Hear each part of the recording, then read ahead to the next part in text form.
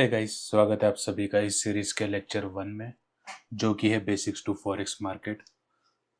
तो आज हम जानेंगे, अगर आप एक बिगनर हो तो आपको किन किन चीज़ों के बारे में जानना ज़रूरी है अगर आप ट्रेडिंग में आना चाह रहे हो।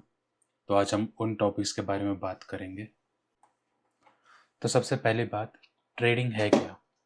ट्रेडिंग होती क्या है? ट्रेडिंग होती है एक चीज़ के बदले दूसरी चीज़ को लेना। समझो, अगर एक पर्सन वन के पास कोई एक चीज़ है, समझो कि कोई एक कार है और उसे बदले में बाइक चाहिए, तो पर्सन टू को अगर कार के बदले में उसको एक बाइक मिल रही है, तो ये एक ट्रेडिंग का एग्जांपल हो गया। तो इसे बोलते हैं ट्रेडिंग। तो इसी टाइप में फाइनेंस वर्ल्ड में ट्रेडिंग के अलग अलग टाइप्स होते हैं। आपने सुना होगा कि स्टॉक्स, कुछ लोग स्टॉक्स में ट्रेडिंग करते हैं, कुछ लोग फॉरेक्स में ट्रेडिंग करते हैं। तीसरा आपका फ्यूचर्स आ गया। फोर्थ आ गया आपका बाइनरी ऑप्शंस। तो ऐसे ही अलग अलग टाइप्स के ट्रेडिंग्स होते हैं। तो इसमें सबसे बड़ी मार्केट होती है फॉरेक्स मार्केट।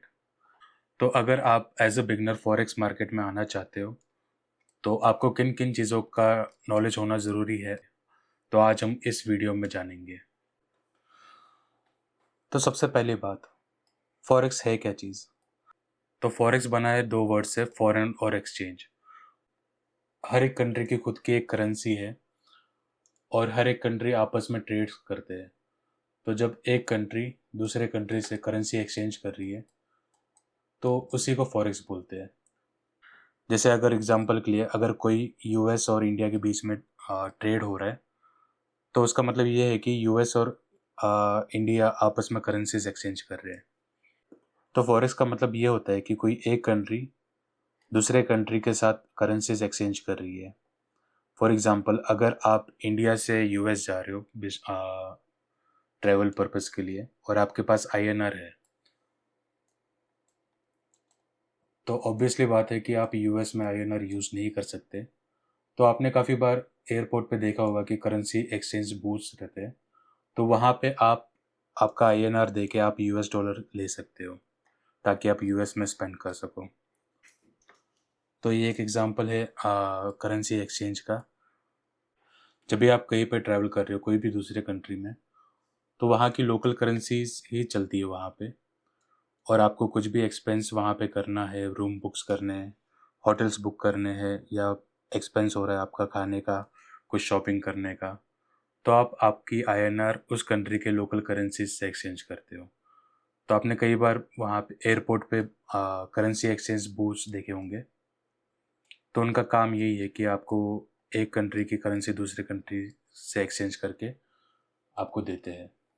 तो इसी चीज़ में फॉरेक्स ट्रेडिंग किस लिए हम यूज़ करते हैं? तो फॉरेक्स ट्रेडिंग में हर एक कंट्री का प्राइस कंटिन्यूसली मूव करता रहता है। कोई भी दो कंट्री की करेंसी आपस में कंटिन्यूसली मूव करती रहती है। इसी में हम प्रॉफिट बनाने के लिए फॉरेक्स ट्रेडिंग हम यूज़ करते हैं। तो बेसिकली फॉरेक्स होता है एक कंट्री दूसरे कंट्री से करेंसी एक्सचेंज करती है, उसी को फॉरेक्स बोला जाता है। तो फॉरेक्स ज़रूरी क्यों है? क्योंकि हर एक कंट्री का अपना खुद का एक करेंसीज होती है और कंट्रीज आपस में ट्रेड करते हैं। फॉर एग्जांपल, अगर आप देखोगे तो चाइना मैन्युफैक्चरिंग में सबसे आगे है। चाइना वर्ल्ड के तकरीबन हर एक प्रोडक्ट का मैन्युफैक्चरिंग करती है। तो मोस्टली हर एक कंट्री में अगर उन्हें कुछ सामान चाहिए तो उन्हें चाइना से बाय करना होता है। तो वो चाइना से ट्रेड करते हैं। तो ट्रेड करने के लिए करेंसीज एक्सचेंज होती है। तो उसी करेंसीज एक्सचेंज के लिए फॉरेक्स एग्जिस्ट करता है। और अगर आप कोई ट्रैवल कर रहे हो या कंट्री में हर काफ़ी लोग ट्रैवल करते हैं, तो उन्हें भी करेंसीज एक्सचेंज करनी होती है। तो इसके लिए भी ज़रूरी है क्योंकि वो लोकली वहाँ पे स्पेंड कर सके। और वर्ल्ड वाइड बहुत सारी कंपनीज वर्ल्ड वाइड डील करती है, उनके बिजनेसेस होते हैं अलग अलग कंट्रीज़ में। तो उन्हें भी करेंसीज, अगर बाई चांस कोई एक कंट्री यूएसए में है और उन्होंने इंडिया में बिजनेस इस्टेब्लिश कर रखा है, तो इनके बीच में भी काफ़ी ट्रांजैक्शंस होती है, तो इसके लिए भी फॉरेक्स एग्जिस्ट करता है और ज़रूरी है, क्योंकि उनको भी मनी एक्सचेंज करना पड़ता है हैवी अमाउंट में, ताकि वो आगे और इन्वेस्ट कर सके, प्रॉफिट बुक कर सके, सैलरीज पे कर सके एम्प्लॉयज़ की। तो इन शॉर्ट, अगर फॉरेक्स एग्जिस्ट नहीं करता तो आप इंटरनेशनल प्लेन्स नहीं देख पाते, और बहुत सारी कंपनी जैसे अमेजोन, फेसबुक, माइक्रोसॉफ्ट, तो इनके पेमेंट्स में दिक्कत आती, तो इसलिए फॉरेक्स एग्जिस्ट करता है और ज़रूरी है। फॉरेक्स ट्रेडिंग में कौन कौन लोग आते हैं? तो इनमें आते हैं सबसे पहले सेंट्रल बैंक्स। सेंट्रल बैंक्स हर एक कंट्री की बैंक्स होती है, जैसे इंडिया का आरबीआई है, यूएसए का फेडरल बैंक्स है, जिनके पास बहुत हैवी इन्वेस्टमेंट होती है, काफ़ी ज़्यादा पैसा होता है। तो सबसे बड़े प्लेयर्स इन्हें बोला जाता है। फॉरेक्स ट्रेडिंग में सबसे ज़्यादा ये लोग इन्वेस्ट करते हैं, और फॉरेक्स ट्रेडिंग आपका $7 ट्रिलियन एक दिन में मूव करता है। तो ये बहुत बड़ी मार्केट है। तो इस 7 ट्रिलियंस में से मोस्टली आपको ज़्यादातर सेंट्रल बैंक्स दिखेंगे, कमर्शियल्स बैंक्स जैसे एसबीआई, एचडीएफसी, आईसीआईसीआई, इंडिया के काफ़ी बैंक्स है। तो ऐसे ही हर एक कंट्री के जो कमर्शियल बैंक्स होते हैं वो भी फॉरेक्स ट्रेडिंग में पार्टिसिपेंट्स होते हैं। इसके बाद आते हैं हेज फंड्स। हेज फंड्स ऐसी कंपनीज होती है जो सिर्फ इन्वेस्ट करती है। तो हेज फंड्स के पास बहुत सारे जो लोग होते हैं, काफ़ी ऐसे सारे लोग जिनको ट्रेडिंग के बारे में नॉलेज नहीं होती है, बड़े बड़े लोग, तो ये लोग अपना फाइनेंस हेज फंड्स को देते हैं, और हेज फंड्स ये इन्वेस्ट करती है फॉरेक्स ट्रेडिंग में, स्टॉक्स ट्रेडिंग में, अलग अलग जगह पे। तो इनका काम सिंपली यही है कि आप प्रॉफिट बनाना।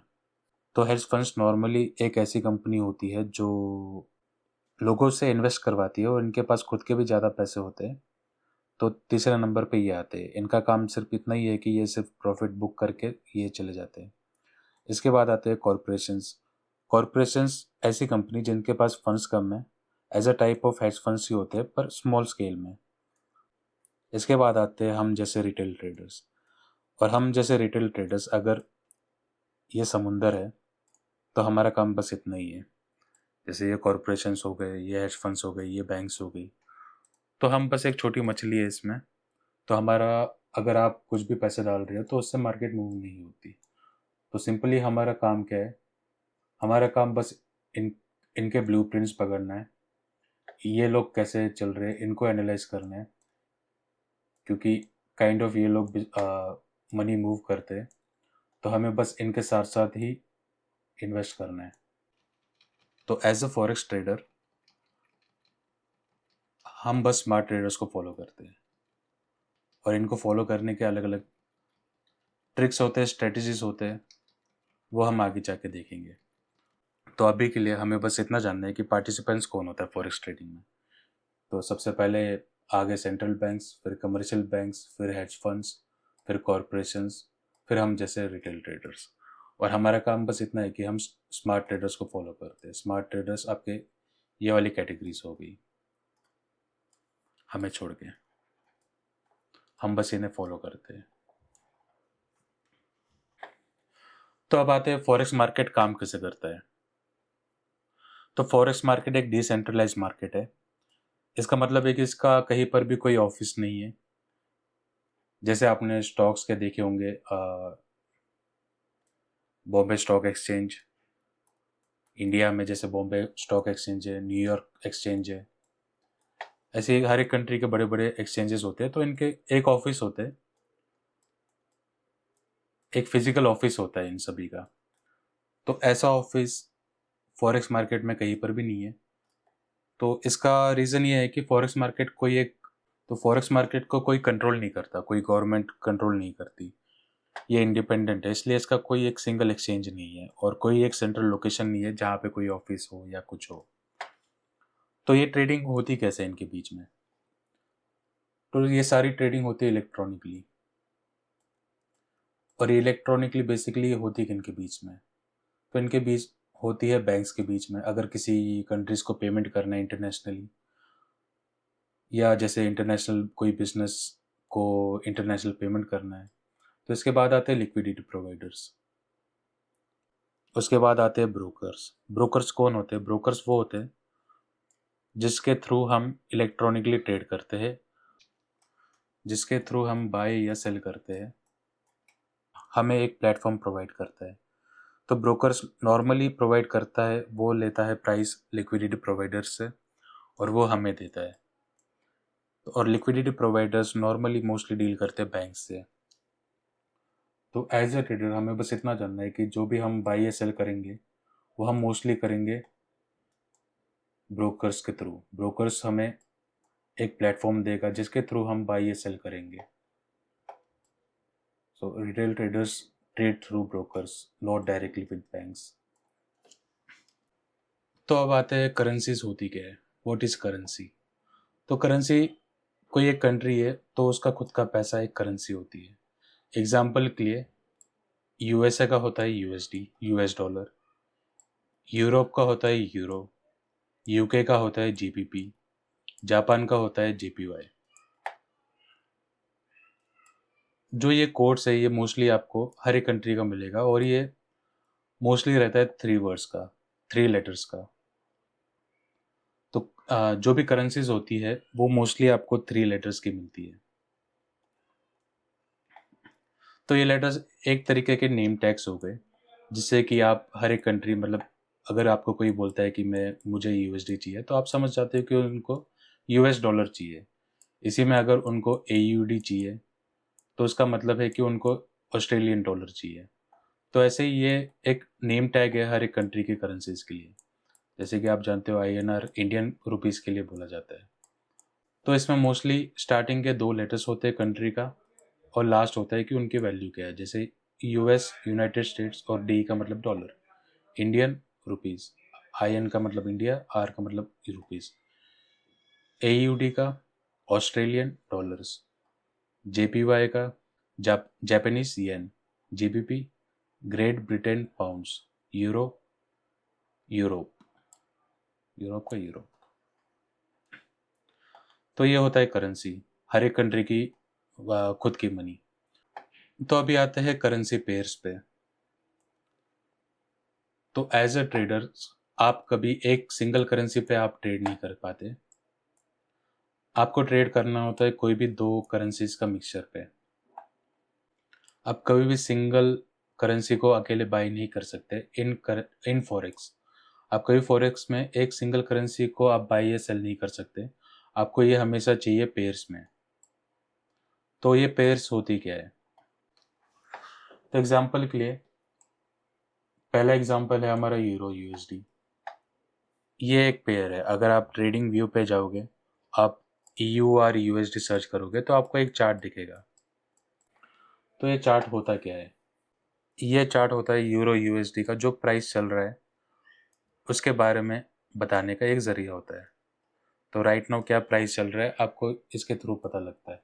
अगर कोई आपको बोलता है कि वो ट्रेड करते हैं यूरो यूएसडी में, तो उनका मतलब ये होता है कि वो एक करेंसी पेयर है, उनमें इस पेयर में वो ट्रेड कर रहे हैं। सिमिलर वे में जीबीपी यूएसडी का भी एक पेयर है, यूएसडी जेपीवाई का पेयर है, और एक पेयर है गोल्ड, XAU USD। फॉरेक्स में XAU को गोल्ड बोलते हैं, और ये फर्स्ट, और यूएसडी आपका सेकंड करेंसी है। तो इसी टाइप से ये भी एक करेंसी पेयर्स हो गया। और इनमें सबसे ज़रूरी बात, इनमें आ जाती है बेस और कोड करेंसीज।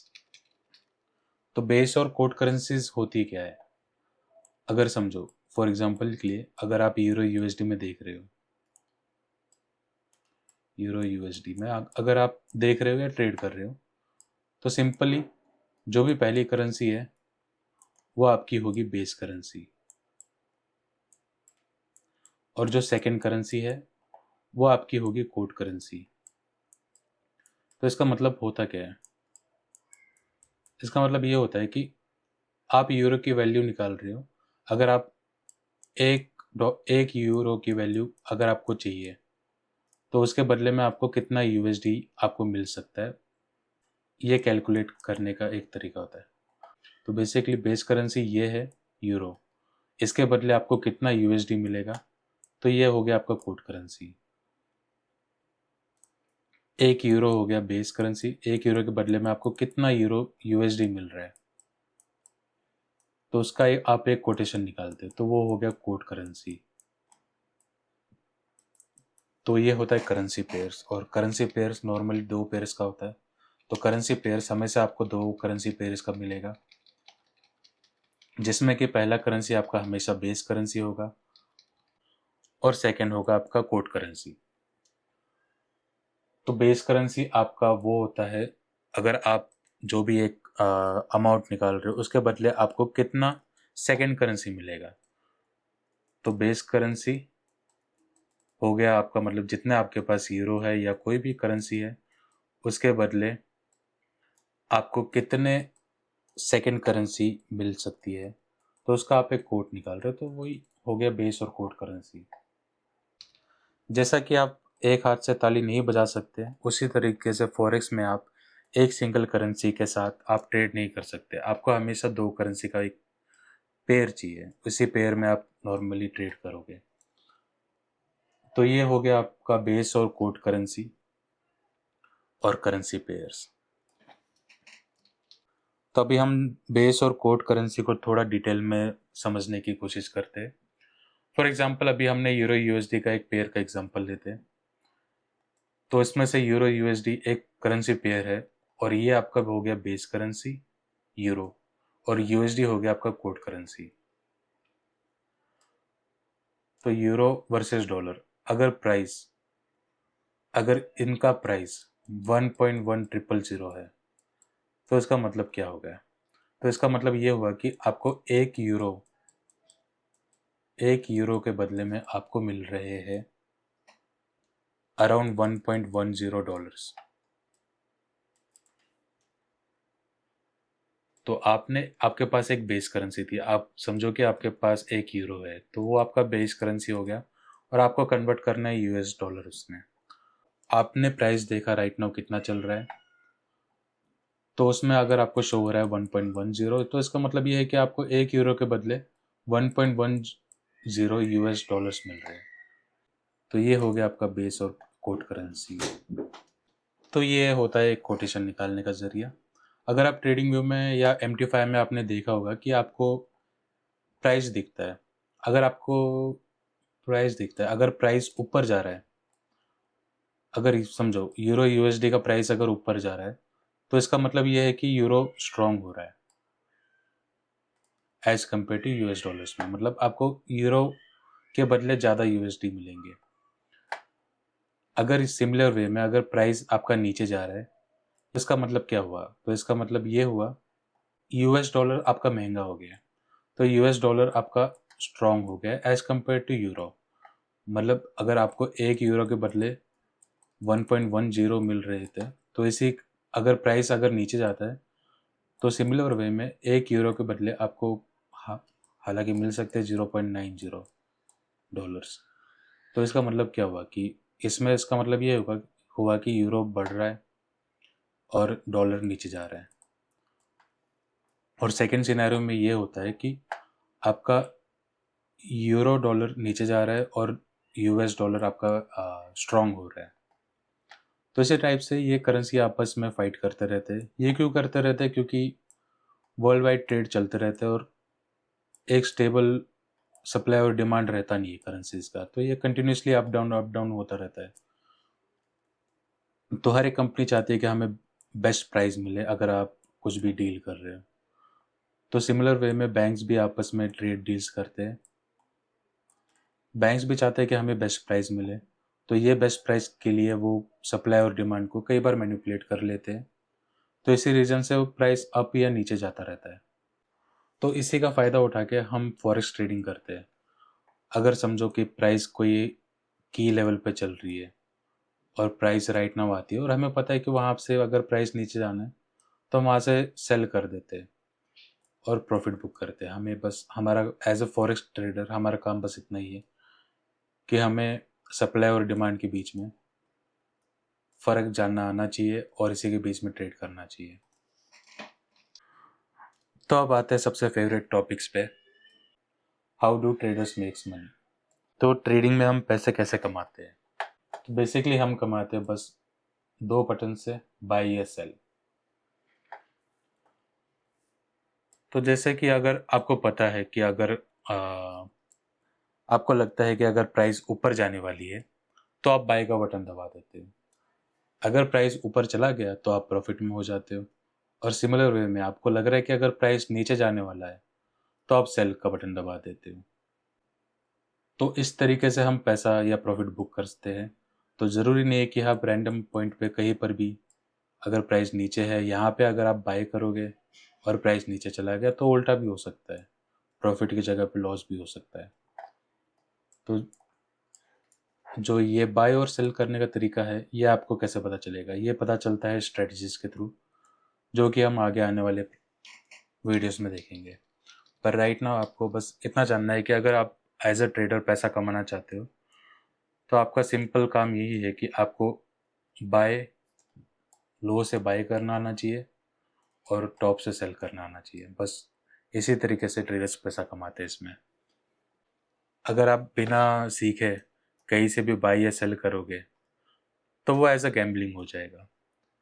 तो आपके लिए ज़रूरी ये है कि आपको बाय और सेल तो बटन दबाना इजी है, पर कहाँ से दबाना है ये जानना आपके लिए ज़्यादा ज़रूरी होता है। तो पैसा बस दो चीज़ से ही कमाते हैं हम एज ए फॉरेक्स ट्रेडर। पैसा कमाने के लिए बस हम बाय और सेल ही करते हैं। इसमें भी अलग अलग टाइप्स आते हैं, buy limit, buy sell, sell stop, buy stop, ये हम आगे जाकर देखेंगे। पर राइट नाउ आपको बस इतना जानना है कि अगर कोई बोलता है कि कोई ट्रेडर पैसा कैसे कमाता है, तो पैसा बेसिकली हम कमाते हैं बाय और सेल करके। फॉर एग्जाम्पल के लिए अगर आपको कोई चीज़ सस्ती मिल रही है और आपको पता है कि वो आगे जाके उसका प्राइस बढ़ेगा, तो आप राइट नाउ अभी खरीदते हो और आगे जाके आप सेल कर देते हो। तो ये एग्जाम्पल होता है एक बाय का। तो ऐसे एक सेल का भी एग्जाम्पल होता है, आप टॉप से सेल करते हो और लो पे आके आप वापस से खरीद लेते हो। तो जो चीज़ पहले $10 की थी आपने वहाँ पे 10 में किसी को बेच दिया, और जैसे ही वो 8 पे आ गई आपने वापस से खरीद लिया। तो इसमें फ़र्क आ गया दो डॉलर का। तो ये भी ऐसा प्रॉफिट है, ये सेल का सिस्टम होता है। तो ट्रेडर्स पैसा कमाते दोनों तरीके से, बाय और सेल करके भी फॉरेक्स में। तभी हम एक बाय का एग्जांपल देखते हैं। अगर एक पेयर है यूरो यूएसडी का और प्राइस चल रहा है 1.000 पे, और आप यहाँ से अगर बाय करते हो, आपने बाय का बटन दबा दिया और ये चला जाता है प्राइस आपका 1.1050 पे, तो इस पे आपने कमा लिया प्रॉफिट। ये ट्रेड आपका सक्सेसफुल हो गया, ये चला गया आपका 50 पॉइंट्स पे ऊपर, 50 पिप्स पे, तो आपने एक प्रॉफिट कमा लिया है। तो आपने सस्ते में ख़रीदा और जैसे ही वो चीज़ महंगी हो गई आपने वापस से सेल कर दिया। तो इसका मतलब ये है कि आपने सस्ते में ख़रीदा और एक्सपेंसिव बेच दिया और आपने प्रॉफिट कमा लिया और आप खुश हो।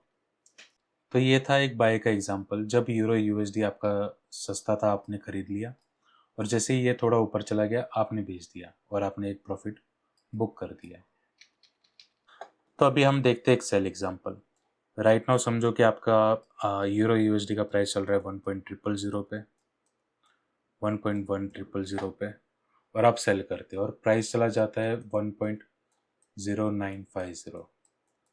तो मतलब क्या है, आपने जब प्राइस 1.1000 पे था आपने सेल कर दिया और जैसे ही प्राइस 1.0950 पे आ गया आपने ये ट्रेड क्लोज कर दिया। तो स्टिल आपने प्रॉफिट कमा लिया। क्यों? क्योंकि आपने जब चीज़ महंगी थी तभी आपने महंगे में बेच दी, और जब प्राइस नीचे आ गया उसी चीज़ को आपने सस्ते में खरीद ली। समझो कि फॉर एग्जांपल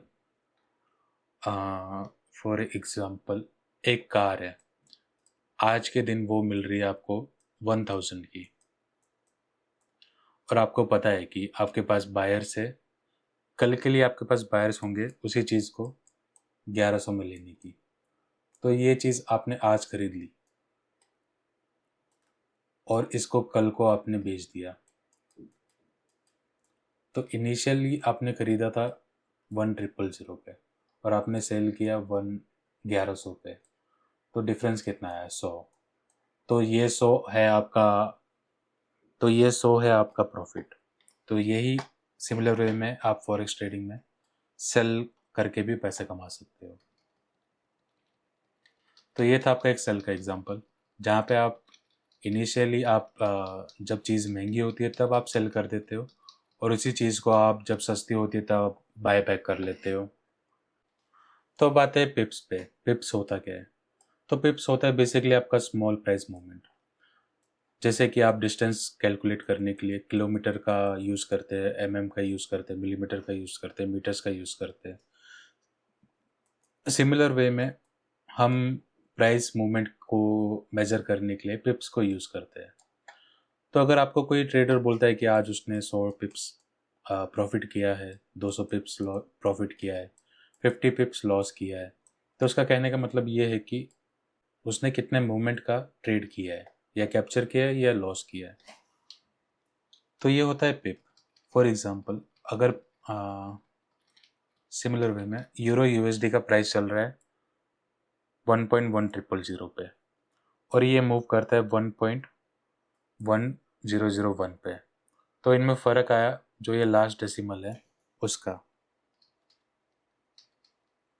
जो ये लास्ट डेसिमल है इसका मूवमेंट, तो इनमें फ़र्क आया 1 का, तो ये आपका हो गया 1 पिप। सिमिलर वे में अगर ये 1010 से मूव करता है 1.1000 पे, तो इसका मतलब हो गया ये 10 पिप्स इसने मूव किया है।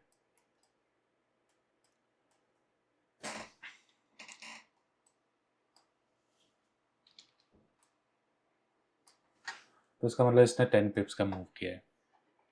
तो पिप्स हम किस लिए यूज़ करते हैं? हम पिप्स यूज़ करते हैं मेज़र करने के लिए कि हमने कितना प्रॉफिट किया और कितना लॉस किया। तो एक ज़रिया होता है। तो इसके काफ़ी वेबसाइट्स होते हैं पिप्स कैलकुलेट करने के लिए। इनके अलग अलग वेबसाइट्स भी है, काफ़ी वेबसाइट्स है। आप बस गूगल पर डाल दोगे कि कैलकुलेट पिप्स, तो आपको काफ़ी वेबसाइट्स आएंगे। तो हर एक पेयर का अपना अलग अलग तरीका होता है। जैसे एग्जांपल था यूरो यूएसडी का। अभी आते हैं हम लॉट। What is lot? तो लॉट होता क्या है? बेसिकली आपका लॉट होता है आपका ट्रेड साइज। आप कितने ट्रेड साइज से आप ट्रेड करना चाह रहे हो। तो ये टोटली डिपेंड करता है कि आपका इन्वेस्टमेंट कितना है। अगर आप $1,000 से लेके आ रहे हो, तो आप ट्रेड करने से पहले आपको ये ज़रूरी है कि आपको ये जानना है कि आप कितने लॉट से ट्रेड करने वाले हो। तो बेसिकली इसमें तीन कैटेगरीज होती है। स्टैंडर्ड लॉट होता है आपका बिग लॉट 1.0 का। इसका मतलब ये है कि इसमें आप 1 लाख क्वांटिटी से आप ट्रेड कर रहे हो। सिमिलर वे में आपका है मिनी लॉट। मिनी लॉट होता है आपका 10 सेंट्स का, तो ये होता है आपका अराउंड 10,000 का। 10,000 यूनिट से आप ट्रेड कर रहे हो। और सिमिलर वे में आता है आपका माइक्रो लॉट। माइक्रो लॉट होता है आपका सबसे स्मॉलेस्ट ट्रेड साइज। इससे आप ट्रेड करते हो ओनली 10,000 यूनिट्स। तो ये टोटली आपका डिपेंड करता है कि आपकी इन्वेस्टमेंट कितनी है। तो अगर आप बिगनर हो तो स्टार्टिंग में बहुत ज़रूरी है कि आप हमेशा स्मॉल लॉट से ही ट्रेड करो, ताकि आप जब तक आपका हाथ ना बैठ जाए या आपको चीज़ें पता ना लग जाए। कई बार आप गलती से बड़े ट्रेड्स एग्जीक्यूट कर दोगे, तो वो चीज़ से बचने का तो वो चीज़ से बचने का सही तरीका यही है कि आप स्टार्टिंग में एज अ बिगनर आप सिर्फ स्मॉल लॉट से ही ट्रेड करो, जिससे कि आपका लॉस कम हो सके। अगर आपके पास 1,000 का कैपिटल है, तो आप 1 लॉट से अगर आप ट्रेड करोगे तो वो बहुत ज़्यादा गलत हो जाएगा। तो क्लासिक एग्जांपल, अगर आप बिगनर हो तो आप स्मॉलेस्ट स्लॉट से ही ट्रेड करो। अगर आप जैसे जैसे आप आगे बढ़ोगे तो आप इजीली थोड़ा हैवी लॉट से कर सकते हो। हाँ, पर ज़्यादा बड़े लॉट से भी नहीं आना। इसमें अगर आप बड़े लॉट से करोगे तो इनिशियली आप बाय लक आपका ट्रेड एग्जीक्यूट हो गया, सक्सेसफुल हो गया, आपको प्रॉफिट ज़्यादा दिखेगा। पर सिमिलर वे में अगर वो उल्टे डायरेक्शन में चला गया तो इसको ज़ीरो होने में थोड़ा भी टाइम नहीं लगेगा। तो फॉरेक्स में बहुत ज़रूरी चीज़ है, आप हमेशा रिस्क मैनेज करके चलो। आपका लॉट साइज आपको पहले ही पता होना चाहिए कोई भी ट्रेड में एंटर होने से पहले। आपको हमेशा रिस्क मैनेजमेंट करके ही चलना है फॉरेक्स ट्रेडिंग में, ये बहुत ज़रूरी चीज़ है। अब आते हैं लेवरेज पे। तो फॉरेक्स का फ़ायदा ये है कि फॉरेक्स में ब्रोकर्स आपको लेवरेज देता है। तो लेवरेज होता क्या है? लेवरेज होता है बेसिकली उधार का पैसा, बोरोड मनी। तो ये फॉरेक्स में क्यों होता है, क्यों ज़रूरी है, क्यों यूज़ करते हैं, क्यों ब्रोकर देता है? ब्रोकर आपको इसलिए देता है क्योंकि अगर आप कोई ट्रेड कर रहे हो तो बेसिकली अगर आप देखोगे तो ये बहुत ही छोटा मूवमेंट है। अगर आप $1000 से भी ले रहे हो, इसमें बस 1 सेंट का भी ये डिफरेंस नहीं है। ये पिप्स है, 1 सेंट आपका इधर आ गया, सेकेंड डेसिमल पॉइंट्स, ये 1 सेंट हो गया। तो अगर आप $1000 लेके भी आ रहे हो तो ये अगर पूरे दिन में आपका 20 पिप्स भी मूव कर गया तो स्टिल आपके 1 सेंट भी नहीं पैसे बनेंगे अगर आप ट्रेड कर रहे हो। तो इस चीज़ का सॉल्यूशन निकालने के लिए ब्रोकर्स आपको लेवरेज देते हैं। तो लेवरेज भी अलग अलग टाइप के होते हैं, हर एक ब्रोकर्स टू ब्रोकर्स पे डिपेंड होता है और आपका अकाउंट पे डिपेंड होता है। तो बेसिकली लेवरेज आपने सुना होगा 1:100, 1:50, 1:500,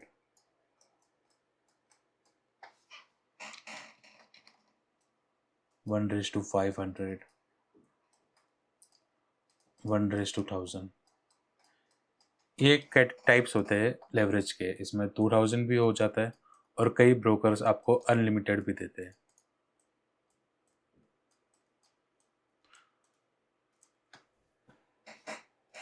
तो इसका मतलब होता क्या है 1:50, 1:100? ये ब्रोकर्स टू ब्रोकर्स पे डिपेंड है वो कितना आपको लेवरेज दे रहे हैं।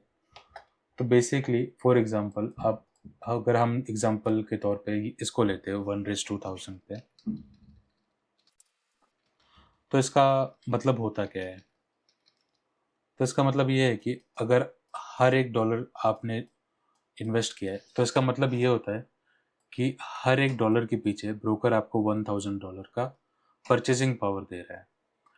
अगर आप $100 लेके आ रहे हो तो आपका हर एक $100 आपका बन जाता है परचेसिंग पावर में $1 लाख। तो ये बन रहा है आपका $1 लाख। तो इस तो ये सुन के तो अच्छा लगता है कि आपका ट्रेड कैपिटल बन गया है $1 लाख। आपके पास परचेसिंग पावर $1 लाख का हो गया है। तो इससे फ़ायदा ये है कि आपका प्रॉफिट भी जल्दी बढ़ जाता है और लॉस भी जल्दी हो जाता है। तो इसका फ़ायदे और नुकसान दोनों है। फ़ायदा ये है कि आपके प्रॉफिट बड़े हो जाते हैं और आपके नुकसान भी बड़े हो जाते हैं। अगर आपने $1000 लेके आ रहे हो तो राइट अवे अगर जहाँ पे आपका 2 सेंट बनना था वहाँ पे आपके पास $20 बन जाता है ड्यू टू परचेसिंग पावर। तो ये होता है लेवरेज। लेवरेज आपका होता है कि उधार का पैसा, हर $1 के पीछे जितना आपका जितना आपके ब्रोकर ने आपको लेवरेज दे रखी है उसके पीछे, आपके हर $1 के पीछे आपका ब्रोकर कितना लेवरेज आपको दे रहा है, कितना आपको परचेसिंग पावर दे रहा है। अगर आप $1 लेके आ रहे हो तो आपका ब्रोकर आपको उसके बदले $1000 का परचेसिंग पावर दे रहा है। तो ये बस परचेसिंग पावर होता है। तो ये कैलकुलेट ब्रोकर करता है। तो ये नहीं है कि ये सीधा का सीधा आपको 1 लाख आपके अकाउंट में डाल देगा।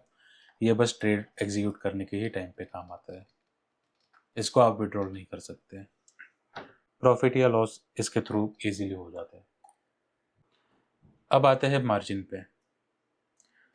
जब भी आप ट्रेड एग्जीक्यूट करते हो या आपने कभी देखा होगा या किया होगा आप मोस्टली एग्जीक्यूट करते हो MT5, MT4, MT5, MT4।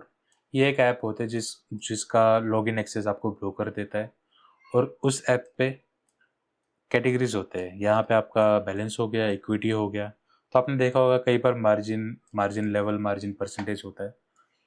तो ये किस लिए होता है? तो मार्जिन होता क्या है? तो margin as a security deposit होता है। क्यों? क्योंकि ब्रोकर कभी भी खुद का पैसा लॉस नहीं करना चाहता। तो ये आपके ट्रेड एग्जीक्यूट जब भी आप ट्रेड एग्जीक्यूट करते हो, तो उस ट्रेड का कैलकुलेशन करके वो पहले ही एक मार्जिन का रख लेता है अपने पास, सिक्योरिटी डिपॉजिट। तो आपने देखा होगा कि यहाँ पे कई बार 90%, 99% या 10%, 20%, कितना भी परसेंटेज पे एक अमाउंट शो होती है। तो वो होता है आपका मार्जिन परसेंटेज। तो ये आपका सिक्योरिटी डिपॉजिट है। मतलब वो होता है कि उस ट्रेड में या जितने भी आपके ट्रेड्स प्लेस्ड है, उन ट्रेड का एक सिक्योरिटी डिपॉजिट। जैसे ही ये सिक्योरिटी डिपॉजिट अगर 100% हो गया या जीरो हो गया, अगर आप नेगेटिव में जा रहे हैं आपके ट्रेड्स, तो जैसे ही ये जीरो हो जाएगा तो ये ऑटोमेटिकली सारे के सारे ट्रेड्स बंद हो जाते हैं। तो ये होता है मार्जिन। मार्जिन होता है बस एक सिक्योरिटी डिपॉजिट। ये कोई फीस नहीं है, और वो सिक्योरिटी डिपॉजिट आपका इनिशियल बैलेंस से माइनस हो जाता है। क्यों? जब भी आपका ट्रेड ओपन है, तो वो आपका इनिशियल बैलेंस से उतना पैसा वो सिक्योरिटी डिपॉजिट रख लेता है, ताकि ये ट्रेड्स आपके ज़्यादा ही लॉस में चले जाने लगे, वो ऑटोमेटिकली कट कर देगा अपने अपने अपने एंड से। तो एक ज़रिया है, ब्रोकर बोलता है कि अगर आप सीरियस हो तो मुझे दिखाओ। तो ये होता है मार्जिन। अब आता है ब्रोकर। ब्रोकर क्या होता है? कौन होता है ब्रोकर? तो फॉरेक्स मार्केट में या मोस्टली ट्रेडिंग में हम अकाउंट बनाते हैं ब्रोकर के पास। तो ब्रोकर एज अ मिडलमैन काम करता है हमेशा, जो हमें एक प्लेटफॉर्म देता है ट्रेड एग्जीक्यूट करने के लिए, और ये प्लेटफॉर्म कनेक्ट करता है हमें मार्केट के थ्रू, और ब्रोकर के पास ही हमारे पैसे रहते हैं। तो अगर ये आप हो, आपको मार्केट का एक्सेस चाहिए, तो बैंक्स, जैसे कि बैंक्स आपस में ही ट्रेड करते हैं, तो इनको कनेक्ट करने के लिए हम डायरेक्टली तो कर नहीं सकते, तो एक मिडल मैन हमें चाहिए। तो ये ब्रोकर्स रहते हैं, इनके पास लाइसेंस होता है, तो हम इनके पास हमारे पैसे डिपॉजिट करते हैं, और ये हमें बदले में देता है लॉगिन एक्सेस मार्केट को कनेक्ट करने के लिए। और इस मार्केट में जैसे ही हमें एक्सेस मिलता है, तो उसके थ्रू हम रियल मार्केट में बाय और सेल कर सकते हैं। तो ब्रोकर के पास ही हमारे सारे के सारे अकाउंट होते हैं, हमारे पैसे होते हैं। तो बेसिकली आप इसे एज अ शॉप ओनर देख सकते हो, और हम इसी के दुकान के अंदर ट्रेड एग्जीक्यूट करते हैं। तो जब भी आप ब्रोकर के पास अकाउंट बनाते हो, तो बहुत ज़रूरी है कि वो रजिस्टर्ड हो कोई ना कोई कंट्री में, और इसके पास लाइसेंस हो, और थोड़ा पुराना हो, ताकि ये आपके पैसे लेके भाग नहीं जाए। तो जब भी आप ब्रोकर सेलेक्ट करो, तो सोच समझ के हमेशा ट्रस्टवर्दी ब्रोकर से सिलेक्ट करो, क्योंकि हमारे रियल पैसे इसी के पास रहते हैं। और कई बार अगर आपके पास ब्रोकर सही नहीं मिला आपको, तो आपके पैसे लेके भाग सकता है, या ब्रोकर बंद हो सकता है, क्योंकि ये कंपनी है, कंपनी कभी भी बंद चालू हो सकती है। तो बहुत ज़रूरी है कि आपको अच्छी कंपनी ही यूज़ करना चाहिए। अब आते हैं हम ट्रेडिंग प्लेटफॉर्म पे। जैसे कि मैंने आपको बताया था, ट्रेडर्स पैसे कैसे कमाते हैं, बाय और सेल करके। तो ये बाय और सेल हम करते कहाँ पे हैं? तो ब्रोकर हमें एक एक्सेस देता है मार्केट का। ब्रोकर हमें देता है एक ट्रेडिंग प्लेटफॉर्म का एक्सेस। तो इसमें से सबसे ज़्यादा पॉपुलर्स है MT5, MT4, ये एक ही मेटा ट्रेडर का कंपनी है, अलग अलग टाइप है इसमें। तो मोस्टली लोग 90 to 95% इसी को यूज़ करते हैं। तो आप इसको आपके फ़ोन में डाउनलोड कर सकते हो, आप इसमें डेमो अकाउंट ओपन कर सकते हो, और यूज़ करके दे सकते हो कि आपको कौन सा मार्केट दिख रहा है, कौन सा नहीं दिख रहा। तो बेसिकली मैं मोस्टली यूज़ करता हूँ MT5। तो ये दो ऐप्स बहुत पॉपुलर है ट्रेड एग्जीक्यूट करने के लिए। इसके बाद आता है ट्रेडिंग व्यू। तो काफ़ी कम ब्रोकर्स है जो आपको ट्रेड एग्जीक्यूट करने के लिए ट्रेडिंग व्यू का आपको सब्सक्रिप्शन दे, एक्सेस दे। तो ट्रेडिंग व्यू हम क्यों यूज़ करते हैं? ट्रेडिंग व्यू हम यूज़ करते हैं चार्ट एनालिसिस करने के लिए, क्योंकि एज अ ट्रेडर आपका ज़्यादातर काम होगा चार्ट एनालाइज करने में। चार्ट एनालाइज करके आप बाई या सेल, प्रॉफिट बुकिंग कुछ भी कर सकते हो। तो ये चार्ट का जो इजी एक्सेस है, यूज़र फ्रेंडली आप बोल सकते हो, वो ज़्यादा है ट्रेडिंग व्यू का। इसमें आप ड्राइंग यूज़ कर सकते हो, अलग अलग चीज़ें यूज़ कर सकते हो। तो बेसिकली एनालिसिस करने के लिए आप ट्रेडिंग व्यू का यूज़ कर सकते हो।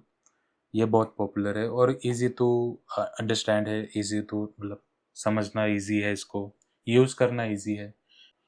तो ये आपका यूज़ होता है ज़्यादातर एनालिसिस करने में, और ये दो आपका यूज़ होते हैं मोस्टली ट्रेड प्लेस करने में या ट्रेड एग्जीक्यूट करने में। इनमें भी आपको चार्ट दिखेगा। तो बेसिकली आप ये तीनों को यूज़ करते हो चार्ट्स देखने के लिए। इन दोनों को यूज़ करते हो आप बाय और सेल बटन करने के लिए या प्रॉफिट और लॉस करने के लिए। तो बेसिकली ये आपका प्लेग्राउंड है और यही आपका बैटलफील्ड है। इसी पे आपने खेलना है और इसी पे आपने लड़ना है। तो ये था आपका ट्रेडिंग प्लेटफॉर्म। ये ट्रेडर्स के लिए बहुत ज़रूरी है और इसके बिना हम ट्रेडिंग कर नहीं सकते। तो बेसिकली चार्ट होता क्या है? चार्ट होता है आपको रियल टाइम प्राइस कहाँ पे चल रही है वो बताने का एक जरिया, या प्रीवियसली बैक डेट में प्राइस कहाँ से कहाँ पे थी वो भी एक बताने का जरिया। तो चार्ट बेसिकली होता है कि ये इसने डेटा स्टोर किया होता है कि कौन से टाइम पे, कौन से दिन पे, कौन से टाइम पे प्राइस कहाँ पे थी, कहाँ पे हैवी बाइंग आई है, कहाँ पे हैवी सेलिंग आई है। ये जानने का, एनालिसिस करने का एक जरिया होता है। तो चार्ट्स भी बेसिकली अलग अलग टाइप्स के होते हैं। इसमें होते हैं लाइन चार्ट्स, इस पे होते हैं बार चार्ट्स, या इस पे होता है कैंडल स्टिक चार्ट्स। तो इसमें सबसे ज़्यादा यूज़ होता है कैंडल स्टिक चार्ट्स। ये दिखता है कैंडल्स के जैसे, इसके ऊपर भी बत्ती होती है, नीचे भी बत्ती होती है। तो बेसिकली ज़्यादातर लोग इसे यूज़ करते हैं। तो चार्ट्स एक हार्ट बीट है मार्केट का, जो आपको रियल टाइम पे प्राइस का मूवमेंट बताती है। तो ये था आपका चार्ट्स। इसमें भी बेसिकली कैंडल स्टिक चार्ट्स आप बहुत ज़्यादा लोग यूज़ करते हैं। अगर आप ट्रेडिंग व्यू का वेबसाइट खोलोगे तो ये उनका लिंक है, ये इनकी वेबसाइट है। तो यहाँ पे आपको काफ़ी चीज़ें दिखेगी। तो बेसिकली ये होता है आपका कैंडल स्टिक चार्ट्स। अगर आप यहाँ पे जाओगे तो यहाँ पे आपको दिखेगा, इसे बोलते हैं लाइन चार्ट्स। तो ये अलग अलग टाइप्स होते हैं, चार्ट्स देखने के अलग अलग तरीके होते हैं। तो इनमें सबसे ज़्यादातर यूज़ होता है कैंडल स्टिक चार्ट्स। तो कुछ ये ऐसा दिखता है और ये होता है आपका चार्ट्स। तो इसमें आपको दिखता है कि ये राइट नाउ प्राइस है कहाँ पे, ये है गोल्ड का प्राइस XAU USD। तो इसमें आप देख सकते हो जैसे नीचे आपको यहाँ पे टाइम दिख रहा है और यहाँ पे प्राइस दिख रहा है। तो ये आप इजीली देख सकते हो कि कौन से टाइम पे प्राइस कहाँ पे थी, ये आपको पता लग जाता है यहाँ से। तो ये था आपका चार्ट का एक एग्जाम्पल। अब आते हैं कैंडल स्टिक्स पे। क्या होता है कैंडल स्टिक्स? तो हर एक कैंडल अपनी एक कहानी बताता है। तो बेसिकली कैंडल आपको एक स्टोरी बयां करती है, कौन सा टाइम पे प्राइस कहाँ पे थी, कहाँ तक गई और कहाँ पे बंद हुई। तो ये जानने का एक जरिया होता है। तो कैंडल स्टिक हर एक टाइम फ्रेम का अलग अलग होता है, हर एक इसका टाइम अलग होता है। तो ये ग्रीन कैंडल और रेड कैंडल के एग्जाम्पल है हमारे पास। तो बेसिकली आपको बताता है कि प्राइस ओपन कहाँ पे हुई। तो ये इसका हो गया ओपनिंग पॉइंट, और प्राइस ओपन होके अगर बाई चांस नीचे गई है तो ये जो विक का जो एंड पॉइंट है ये आपका हो गया लो पॉइंट। और ये जो विक है, विक बोलते हैं, इसे बोलते हैं बॉडी और इसे बोलते हैं विक। तो ये हिस्सा हो गया आपका बॉडी, और जो भी ये शेडो है या जो भी लाइन है इसे बोलते हैं विक। तो प्राइस ये कैंडल बताती है कि प्राइस ओपन कहाँ से हुई, बॉडी जहाँ से स्टार्ट हुई है उसके बाद नीचे गई है और ये विक लगी है, तो इसका लो पॉइंट हो गया, और ये ऊपर वाला विक इसका हाई पॉइंट हो गया, और ये हो गया इसका क्लोजिंग पॉइंट। सिमिलर वे में अगर आप रेड कैंडल का देखोगे तो रेड कैंडल का होता है ये ओपनिंग पॉइंट, ये हाई पॉइंट, हाई और लो पॉइंट आपका सेम ही होगा, और जो क्लोजिंग पॉइंट है वो नीचे होगी। तो इसका मतलब ये है कि अगर बाई चांस ग्रीन कैंडल बनती कैसे है, प्राइस ओपन यहाँ पे हुई है और बॉडी उसका क्लोज हुआ है ऊपर, तो ये ग्रीन में हो जाता है। और सिमिलरली अगर प्राइस ऊपर थी प्राइस और वो क्लोज होती नीचे, तो रेड कैंडल आपकी बन जाती है, तो ये आपकी रेड कैंडल हो जाती है। तो बेसिकली ग्रीन कैंडल का मतलब ये होता है कि प्राइस ऊपर चली गई थी, और रेड कैंडल का मतलब प्राइस नीचे चली गई। तो ये बहुत इजी और सिंपल वे होता है कैंडल स्टिक्स का, अगर आप चार्ट पे यूज़ करते हो देखने के लिए। तो ये था हमारा कैंडल स्टिक्स बेसिक्स।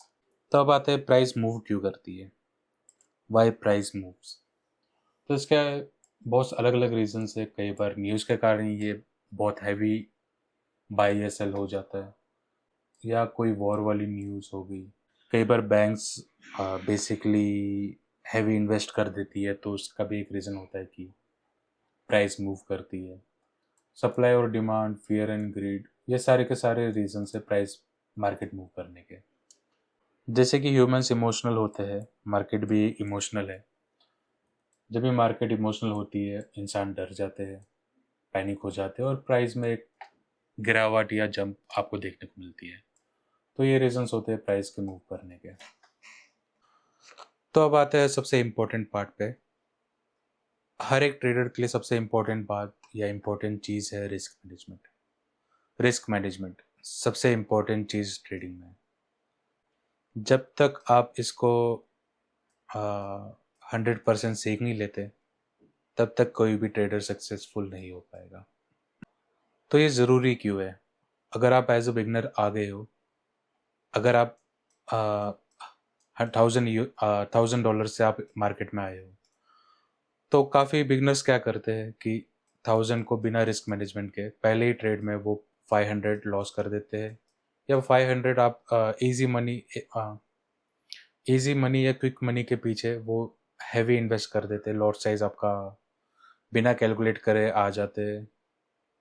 कई बार वो प्रॉफिट में भी चला जाता है, तो उन्हें ज़्यादा पैसा दिखता है, तो वो मैनेज नहीं करते, तो वो कहीं ना कहीं गलत हो जाता है, और इजीली आप टेक नहीं सकते लॉन्ग टर्म के लिए। अगर आपको लॉन्ग टर्म पे मार्केट में रहना है, तो बहुत ज़रूरी चीज़ है कि आपका ट्रेड साइज, ट्रेड लॉट आप कैलकुलेट करो, और आपका पर ट्रेड रिस्क होना चाहिए 1 to 2% बस, इससे ज़्यादा और इससे कम नहीं। सेकेंड चीज़, आपको हमेशा स्टॉप लॉस रखना चाहिए। स्टॉप लॉस क्या होता है? स्टॉप लॉस होता है कि अगर ट्रेड आपके ऑपोजिट में जा रहा है, अगर आपने बाय किया है और ये प्राइस सेल हो रही है, तो आपकी कैपेसिटी कितना है कि आप कितना लॉस कर सकते हो, कितना लॉस झेलना आपको चाहिए। तो जब भी आप ट्रेड एग्जीक्यूट करते हो, इससे पहले आपको ये बहुत ज़रूरी है कि आपका एसएल स्टॉप लॉस और टीपी टेक प्रॉफिट ये कहाँ पे होना चाहिए। तो काफ़ी बिगनर्स स्टॉप लॉस रखते ही नहीं है, वो सोचते हैं बस कभी ना कभी प्राइस ऊपर चला जाएगा, तो जहाँ पे इनको लॉस होना था $10 या $20, वहाँ पे ये बढ़ बढ़ के चला जाता है 100 200, या कैपिटल वाइप आउट 1000 के 1000 पे चले जाएंगे। तो बहुत ज़रूरी है कि आपको स्टॉप लॉस यूज़ करना आना चाहिए, और आपको हमेशा रिस्क मैनेज करके ही चलना है, तभी आप मार्केट में लॉन्ग टर्म आप टिक सकोगे। तो बेसिकली सिंपल रूल है। फर्स्ट रूल है डोंट डाई, आपका कैपिटल वाइप आउट नहीं करो, मत करो। और सेकेंड रूल है वापस से आप कैपिटल ब्लो मत करो, या वापस से आप डोंट डाई अगेन। तो मार्केट में लॉन्ग टर्म के लिए रहना है, तो आपको रिस्क मैनेजमेंट आना ही चाहिए और सीखना ही पड़ेगा। एक और चीज़ है इसमें साइकोलॉजी, या हम आगे जाके देखेंगे, ये भी बहुत ज़रूरी चीज़ है। तो राइट नाउ अगर आप बिगनर हो, आपका ये चीज़ आपको बहुत ध्यान से करनी है, सीखनी है। तो अभी हम आते हैं कॉमन बिगनर्स मिस्टेक। बिगनर्स क्या गलतियां करते हैं स्टार्टिंग में, जैसे कि वो लॉन्ग टर्म टिक नहीं पाते फॉरेक्स ट्रेडिंग में, या फिर उन्हें ट्रेडिंग एक गैम्बलिंग लगती है। तो काफ़ी लोग लॉस करते हैं, बहुत सारे लोग स्टार्टिंग में लॉस करते हैं और करेंगे। तो वो क्यों करते हैं? सबसे पहली बात, क्या गलतियां करते हैं? गलतियों से ही सीखता है इंसान। तो ट्रेडिंग में अगर कोई बिना सीखे आ रहा है, तो एज अ बिगनर ट्रेडिंग वो करते बिना सीखे। वो सोचते हैं यहाँ से प्राइस ऊपर जा रहा है, या किसी ने बता दिया, या उन्हें बस फील हो रहा है कि मार्केट यहाँ से ड्रॉप होगी। तो ना कोई एनालिसिस, ना कोई स्ट्रेटजी, ना कोई रिस्क मैनेजमेंट, ना कोई साइकोलॉजी। तो बिना कुछ सीखे लोग अगर कोई बिगनर आता है ट्रेडिंग में और ये बिना सीखे, वो तो 100% वो लॉस करेगा ही करेगा। या अगर वो फिर भी बिना सीखे ट्रेड एग्जीक्यूट कर रहा है, तो वो प्योर गैम्बलिंग कर रहा है। तो ये प्योर गैम्बल हो गया आपका।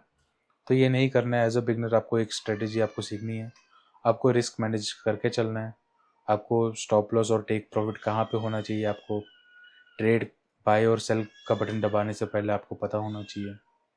तो ये गलतियाँ ना करो। सेकंड वही है कि आप स्टॉप लॉस यूज़ नहीं करते काफ़ी बिगनर्स। इसके कारण अकाउंट ब्लो होने के चांस बहुत ज़्यादा बढ़ जाते हैं। आपका लॉस का स्ट्रेक अगर कंटिन्यू चलता रहे, तो वो कहीं ना कहीं गलत हो जाता है। काफ़ी लोग स्ट्रैटेजी सीखते नहीं है, वो बस इमोशनल ट्रेडिंग करते हैं कि मुझे लगता है कि यहाँ से ऊपर जाएगा, मुझे यहाँ से लगता है नीचे जाएगा, बिना कोई स्ट्रेटेजी के। तो वो भी गलत है। और सबसे बड़ी बात, news trading. As a beginner आपको न्यूज़ ट्रेडिंग टोटली अवॉइड करना चाहिए। आप स्पेकुलेट करो, आप देखो उस टाइम पे कैसा मूव करता है मार्केट, पर स्टार्टिंग में तो आपको न्यूज़ में ट्रेड नहीं करना चाहिए, क्योंकि बहुत बड़े बड़े मूव्स आ जाते हैं उसमें न्यूज़ के टाइम पे। अगर आपने यहाँ पे बाय किया और मार्केट सीधा नीचे ड्रॉप हो गई, तो ये आपका 100% पूरा कैपिटल वाइप आउट कर सकता है। तो न्यूज़ में ट्रेड नहीं करना चाहिए। तो बिना सीखे आपको कॉपी ट्रेडिंग भी नहीं करना चाहिए, किसी को कॉपी नहीं करना चाहिए। आप एक बार स्ट्रेटजी सीखो, आप सीखो, एनालाइज करो और खुद से ही ट्रेड करो, तभी आप लॉन्ग टर्म में आप इस मार्केट में टिक सकते हो। अगर आप किसी का लाइव देख के आप सोच रहे हो कि आप फॉरेक्स ट्रेडिंग या ट्रेडर बन गए हो, आपको ट्रेडिंग आ गई है, तो वो गलत चीज़ है, वो गलत है। मार्केट आपको हमेशा पनिश करेगी। अगर आपको लॉन्ग टर्म मार्केट में रहना है, आपको प्रॉफिट बनाना है, तो आपको एक स्ट्रेटेजी पक्की करनी पड़ेगी, सीखनी पड़ेगी, आपको मार्केट में टाइम देना पड़ेगा।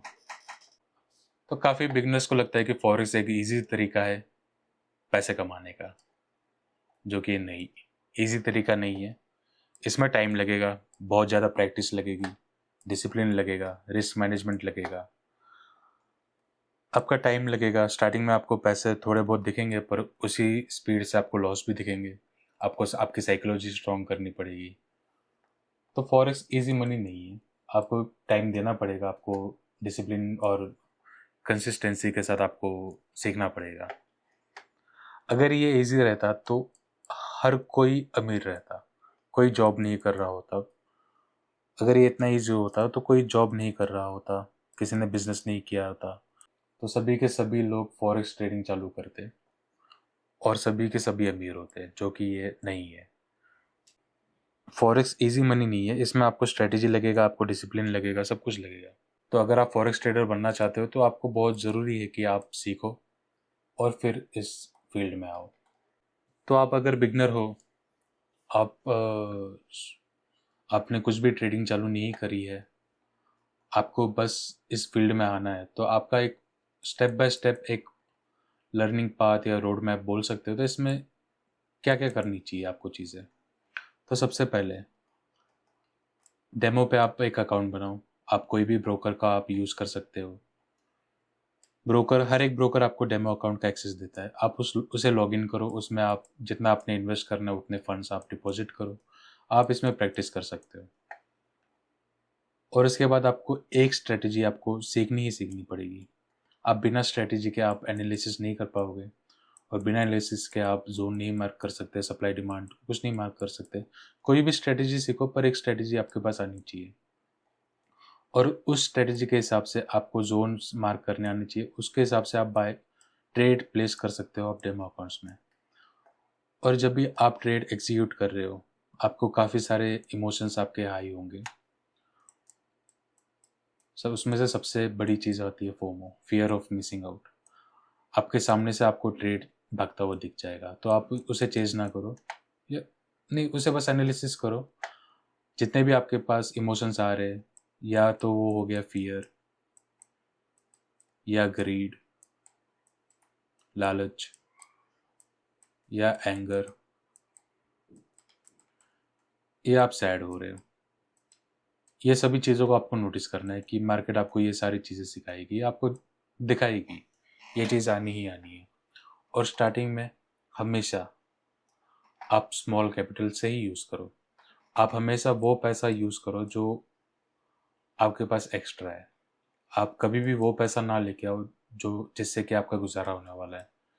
कभी भी आपका खाने का, आपका रेंट का, ये पैसा कभी भी आप इन्वेस्ट नहीं करना चाहिए। जो भी आपके पास सेविंग्स है, आप भले ही इन्वेस्ट करो, पर वो पैसा ना यूज़ करो जिससे आपका गुजारा होने वाला है। मंथली एक्सपेंस वाले पैसे आप इसमें यूज़ ना करो। तो बेसिकली पहले चलना सीखो, भागना अपने आप आ जाएगा।